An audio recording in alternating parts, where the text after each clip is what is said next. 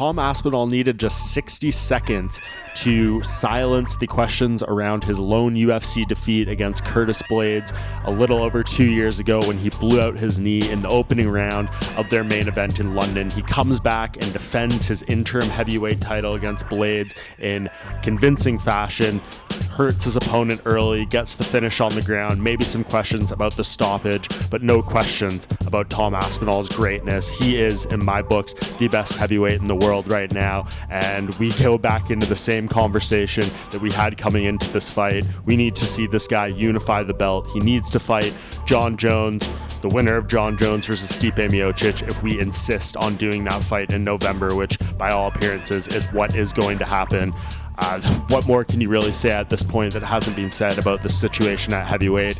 It is a pretty big farce, in my opinion. The fact Aspinall is going out there, beating the active, relevant, competing heavyweights and doing it in the way he is in a matter of seconds. The shortest average fight time in UFC history, now just 2 minutes and 2 seconds per fight. Absolutely ridiculous. 9 fights into a UFC career to be doing this, and he is extremely dangerous, extremely humble, and extremely skilled, and the future of this division seems to be Tom Aspinall. It's just a question of, will he be given the opportunity to enhance his legacy in the biggest of possible ways with a fight against Jones, presuming he gets by Miocic on November 9th in New York.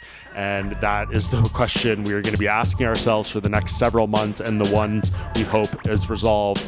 Jones, I have been a cheerleader of his for so many years throughout his career, so many different ways. His legacy, in my opinion, I would say so many times, could not be blemished, could not be touched. He has done everything he needed to do. But if he retires after beating Miocic, if that is indeed what happens and does not give Aspinall his chance to unify that title, I think you do have to start asking questions about, is it a stain on his legacy? Does he need to do that fight to really confirm himself as the greatest of all time?